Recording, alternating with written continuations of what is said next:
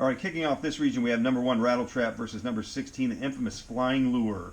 This one's probably best described as a matchup between as seen on TV versus as proven on the water. So I did donate a few bucks back in the day and bought the Flying Lure after the marketing sensation on television. I don't know if it ever hit the water. I don't think I ever caught a bass with it, but I've still got it tucked in a tackle box somewhere. Maybe one of these days I'll get her back out in a misfit challenge of some sort.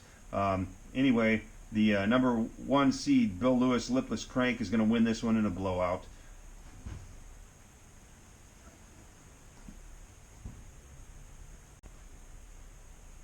Next up, we got number 8 Swimbait versus number 9 Quad Shad. Now, I've seen some monster bass on these swim baits, but only in pictures, never on the end of my line. I just don't have the patience to sit there and cast and cast and cast, hoping for that one bite, even though that one bite could be something pretty special.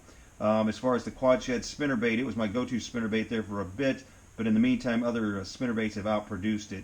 So in this case, I am going to go with the Swimbait. Maybe one of these days I'll go ahead and donate enough time to give it a fair shot and catch some big bass. Next up, we have number 5, the Triple Ripple Worm versus number 12, the Alabama Rig. As far as the worm goes, a lot of these showed up at my folks' house in boxes from Bass Pro Shops once we started getting those Bass Pro Shops catalogs back in the day. Many years later, the Alabama Rig ended up taking the fishing world by storm. It's a multi-bait lure. You can catch multiple fish on one cast. I sure wish I'd have had it back in the days, early days of Emiquon, when those bass would go into feeding frenzy. It could have been quite exciting. In this case, every year in the tournament, it seems there's an upset. A number 12 knocks out a number 5, and that's what this one is today. The Alabama Rig is going to take the victory over the Triple Ripple Worm. Next up's number 4, Creature Baits versus number 13, the Post Crankbait. Now these Creature Baits, I'm not sure what they're supposed to represent. Maybe crawdads when they're bouncing around there on the bottom or around structure, but the bass sure do seem to like them. The Post Crankbait was built with what's called a coffin lip.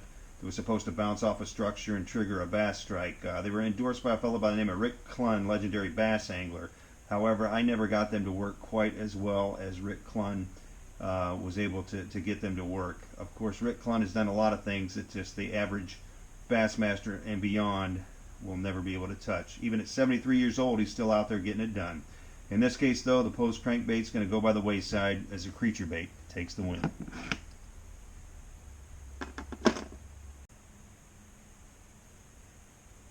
So for this matchup, we have the Yum Woolly Curtail versus a tube. The Curtail really fished slow at a crawl, looking for some tough bites. The tube fished very slow, looking for tough bites as well. It's kind of one of those old Bo Ryan, Wisconsin matchups, right? Where you have two teams that they're going to end up in the 40s.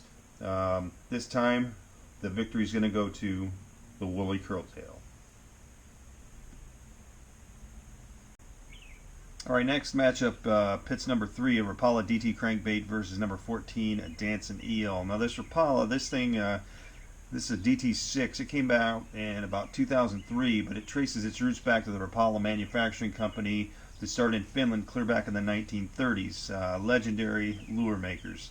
On the other hand, we have the Dancin Eel, which is named after a legendary fisherman, Bill Dance. This one is going to go to the DT6. As far as the Dancin Eel, I don't know that I hardly ever caught a fish on it. And the DT6 landed my largest bass of all time.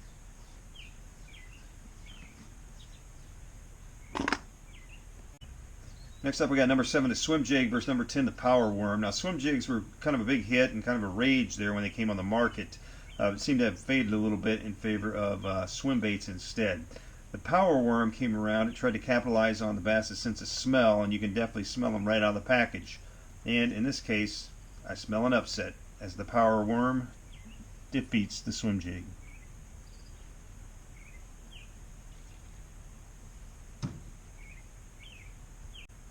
So this one we have the Red Eye Shad number 2 versus the Jigging Spoon seed number 15. So you got the Red Eye Shad, which is pretty much a horizontal commotion-making lure, taking on a vertical lift and drop, kind of slow down presentation. Also, you got a relatively shallow lure in the Red Eye Shad versus a more deeper bait in the jigging spoon. If there ever was a matchup that looked like a Princeton Tigers slowdown game, milk the clock, this would be it. However, the red-eye shad's just too talented and takes the victory.